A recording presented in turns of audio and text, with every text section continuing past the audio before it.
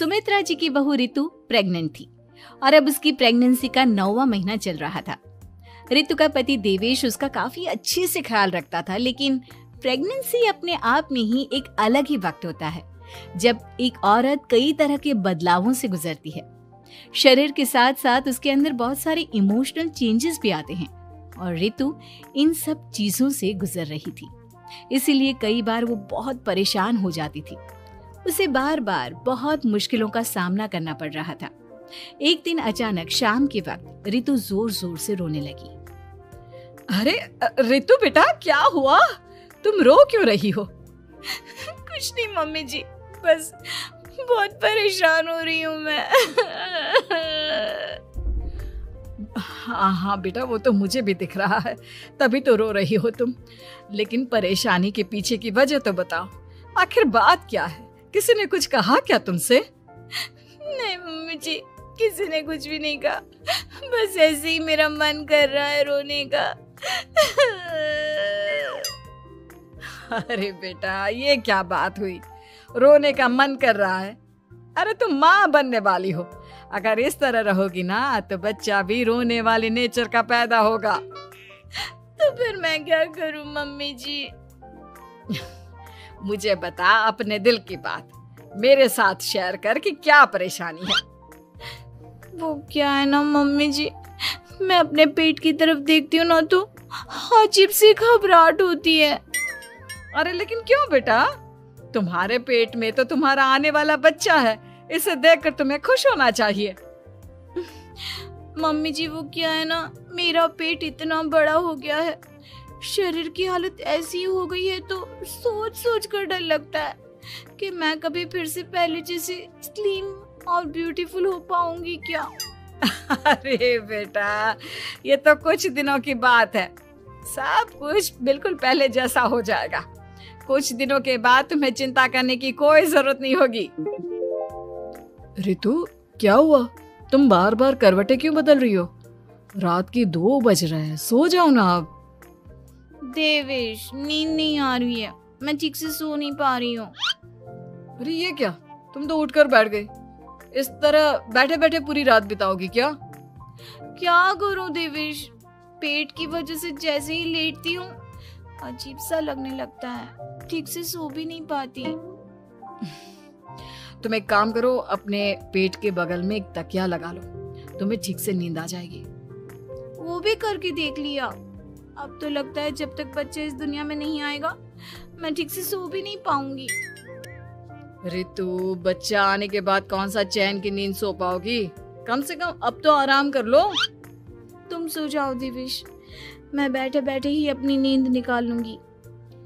और फिर कुछ दिन के बाद सुमित्रा जी के घर पर कुछ परिचित लोग मिलने के लिए आते हैं। मम्मी जी, आप उन लोगों के साथ बैठकर बातें करिए, मैं सबके लिए चाय बना देती हूँ। अरे नहीं नहीं बेटा, मैं कर लूंगी, अभी तुम्हारी तबीयत ठीक नहीं है ना, तुम आराम करो। अरे मम्मी, घर के छोटे मोटे काम तो मैं करती हूँ ना, चाय बनाने में कैसी प्रॉब्लम? अच्छा ठीक है, अगर कोई परेशानी नहीं है तो बना दो चाय। अरे ये क्या बात है सुमित्रा जी, आप तो दादी बनने वाली हैं। हाँ जी, बस ठीक ठाक तरीके से मेरा पोता या पोती इस दुनिया में आ जाए तो चैन हो जाए। सही कहती हैं बहन जी, एक औरत के लिए ये वक्त बहुत मुश्किल होता है। वैसे बहू की तबीयत तो ठीक है ना? हाँ हाँ, तबीयत तो ठीक है, बस ऐसे ही थोड़ी बहुत परेशानी है जो इस वक्त होती है, उसी से गुजर रही है। पहली बार माँ बन रही है ना, कभी कभी परेशान हो जाती है। सुमित्रा जी रिश्तेदारों से बात करती है और उन्हें काफी देर हो जाती है। रिश्तेदारों के जाने के बाद, अरे रितु बेटा, तुम अभी तक किचन में काम कर रही हो? मैंने तुम्हें मना किया था ना, इतनी देर खड़े रहने की क्या जरूरत थी? मम्मी जी, वो मुझे लगा रात के खाने में देर हो जाएगी, इसलिए मैं साफ उधर बिजी थी तो मैं खाना बनाने लग गई थी। अरे बेटा, तुम तो बिल्कुल कुछ भी नहीं समझती, जरा अपने पैरों की हालत तो देखो। हाँ मम्मी जी, मुझे भी ना पैरों में बहुत भारीपन लग रहा है। ये भारीपन नहीं है, ज्यादा देर खड़े रहने की वजह से तुम्हारे पैरों में सूजन आ गई है। अब कमरे में जाकर आराम करो, चलो। और सुनो, अपने पैरों के नीचे ना तकिया लगा लेना, सर के नीचे मत लगाना, ठीक है? अपने कमरे में जाने के बाद यार ये प्रेगनेंसी भी कितनी अजीब चीज है, कभी रोने का मन करता है, कभी हंसने का। घर में सब मुझे बहुत प्यार करते हैं, लेकिन प्रेगनेंसी की जो प्रॉब्लम्स मैं फेस कर रही हूँ वो मैं किसी को नहीं समझा सकती। ये सब कब ठीक होगा? और फिर एक रात अचानक रितु नींद में उठकर बैठ जाती है और अपने पूरे शरीर पर खुजली करने लगती है। देवेश की आंख खुलती है और वो रितु को इस तरह खुजली करते हुए देखता है। अरे क्या हुआ रितु, तुम ठीक तो हो ना? पता नहीं क्यों देवेश, लेकिन अचानक से पूरे शरीर में खुजली हो रही है। दिखाओ जरा मुझे। अरे लेकिन तुम्हारे शरीर पर तो कोई मच्छर के काटने के या किसी तरह के रैशेस भी नहीं है, फिर खुजली क्यों हो रही है? लगता है ये भी प्रेगनेंसी की कोई नई प्रॉब्लम है। अरे अरे परेशान मत हो, मैं मम्मी को बुला कर लाता हूँ। सुमित्रा जी के आने के बाद। अरे क्या बात है बेटा, इस तरह क्यों खुजली कर रही हो? अचानक से क्या हो गया तुम्हें? मम्मी जी ऐसा लग रहा है जैसे सर से पैर तक पूरे बदन में मच्छरों ने काट लिया हो। अरे लेकिन इसमें रोने की क्या बात है, चुप हो जा, सब ठीक हो जाएगा। हाँ मैं बहुत परेशान हो गई हूँ, बस अब जल्दी से बच्चा इस दुनिया में आ जाना चाहिए ताकि मुझे इन सारी प्रॉब्लम से मुक्ति मिले। ऐसा नहीं कहते रितु, माँ बनना तो दुनिया की सबसे बड़ी खुशखबरी है और ये सारी परेशानियां तो सबके साथ होती है। जानती हूँ, लेकिन फिर भी क्या करूँ, रात को सो नहीं सकती। कभी पेट भर के खाना खा लेती हूँ तो उल्टी करने का मन करता है, ज्यादा देर खड़ी हो जाती हूँ तो पैर में सूजन आ जाती है, ज्यादा देर बाहर घूमने भी नहीं जा सकती वरना टॉयलेट की प्रॉब्लम। ये सब कब ठीक होगा? कुछ दिन और बीत गए और अब तक रितु का 9वां महीना खत्म होने का वक्त आ गया था। अब हर दिन रितु बस यही सोचती थी कि उसका बच्चा इस दुनिया में आने वाला है। हाँ, वो बात अलग थी कि वो कई तरह की इमोशनल चेंजेस से गुजर रही थी और फिर एक दिन अचानक, देवेश मुझे ना चाउमीन खाने का मन कर रहा है। अभी रात के 12 बजे? अरे रितु, इस वक्त चाउमीन कहाँ से लेकर आऊंगा मैं? किसी होटल में फोन करो ना, कोई तो डिलीवर करता होगा ना इतनी रात को। नहीं नहीं रितु, इतनी रात को कोई डिलीवर नहीं करता, तुम कल खा लेना, मैं कल तुम्हारे लिए लेकर आऊंगा बस। नहीं, मुझे अभी खाने का मन कर रहा है, मुझे अभी खाना है। अच्छा अच्छा ठीक है, एक काम करो, मैं किचन में जाकर तुम्हारे लिए मैगी बना कर लाता हूँ, क्या पता उसे खाकर तुम्हारा मन ठीक हो जाए। हाँ ठीक है। देवेश रितु को मैगी बनाकर खिला देता है, लेकिन अगले दिन अचानक से रितु की तबीयत खराब हो जाती है। क्या हुआ है बहू को? बेटा तूने कुछ उल्टा सीधा तो नहीं खा लिया ना? मम्मी वो कल आधी रात को चाउमीन खाने की बात कर रही थी तो मैंने इसे मैगी बनाकर खिला दी। अरे लेकिन एक बार मुझसे तो पूछ लेता, इसी वजह से उसे अजीब सा लग रहा है। कोई बात नहीं, वैसे भी बच्चा आने का वक्त पास आ गया है ना, इसलिए ये सब चीजें हो रही है। मेरे पेट में बहुत दर्द हो रहा है, जब से मैगी खाई है तब से पता नहीं क्या हो गया। अरे कुछ नहीं हुआ बेटा, बस कुछ दिन की बात और है, परेशान मत हो। चल हम तुम्हें ना डॉक्टर के पास ले चलते हैं।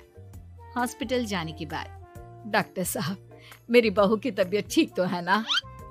हाँ वैसे तो सब कुछ ठीक लगता है, डाइजेशन का प्रॉब्लम हो गया है, ऐसे वक्त में हो जाता है। प्रेगनेंसी की वजह से पेट के ऊपर बहुत प्रेशर आ जाता है, इसलिए डाइजेशन थोड़ा वीक हो जाता है। और उन्होंने रात के वक्त मैगी खा ली, इसलिए उनको ये प्रॉब्लम हो गया। डरने वाली कोई बात नहीं है। थैंक यू डॉक्टर साहब, अब हम इसका ध्यान रखेंगे। लेकिन अब रितु की डिलीवरी का वक्त पास आ गया है, आपको उनका पहले से भी ज्यादा ध्यान रखना होगा। मैंने चेकअप कर लिया है, 1 सप्ताह के अंदर रितु की डिलीवरी होने के पूरे चांस है। एक दिन अचानक किचन में काम करते करते रितु के पेट में बहुत तेज दर्द होने लगता है। देवेश, मम्मी जी जल्दी आइए।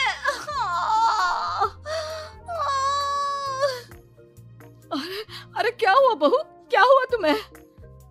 बहुत दर्द हो रहा है मम्मी, मेरे पेट में बहुत तेज दर्द हो रहा है, मुझसे खड़ा भी नहीं रहा जा रहा। इधर आ जाओ रितु, मैं तुम्हें बेड पर लिटा देता हूँ, सब ठीक हो जाएगा। बेटा, मुझे लगता है इसकी डिलीवरी का वक्त पास आ गया है। अब हमें रितु को हॉस्पिटल ले जाना होगा। वैसे भी डॉक्टर ने कहा था कि 1 सप्ताह के अंदर डिलीवरी कभी भी हो सकती है। मुझे बहुत दर्द हो रहा है, ऐसा लग रहा है जैसे मैं मर जाऊंगी। प्लीज मुझे बचा लो देवेश। अरे रितु, घबराओ मत, ऐसा कुछ नहीं होगा। हॉस्पिटल पहुंचने के बाद आप जल्दी से रितु को एडमिट करवा दीजिए और आप लोग बाहर वेट करिए। नहीं, मुझे बहुत दर्द हो रहा है। रितु, समझने की कोशिश करो, सब कुछ ठीक हो जाएगा। रितु को लेबर पेन शुरू हो गया था और वो काफी तकलीफ से गुजर रही थी। एक बच्चे को जन्म देते समय औरत जिस तकलीफ से गुजरती है उसे सिर्फ वही समझ सकती है। रितु की तकलीफ को देखकर देवेश भी काफी इमोशनल हो गया था। रितु को इस तरह चीखते देखकर उसे बहुत दुख हो रहा था, लेकिन आधे घंटे के बाद जब डॉक्टर अपने हाथ में रितु और देवेश की छोटी सी बच्ची को लेकर आया तो रितु के चेहरे पर स्माइल आ गई। रितु, ये देखो, तुम्हारी और मेरी नन्ही सी बेटी। ये तो एकदम परी की तरह दिखती है। दिखेगी क्यों नहीं, एकदम तुम पर गई है ना, इसलिए। लेकिन मम्मी, उसकी नाक तो मेरे जैसी है। अच्छा ठीक है, नाक तुम रख लो, बाकी सब मेरे जैसा। देखा रितु, तुमने कितनी तकलीफ सही, लेकिन उस तकलीफ के बदले तुम्हें भगवान ने ये छोटी सी परी दे दी। और ऐसा सब औरतों के साथ होता है। तुमने बहुत हिम्मत रखी है बेटा, और इसका नतीजा आज हमारे सामने है।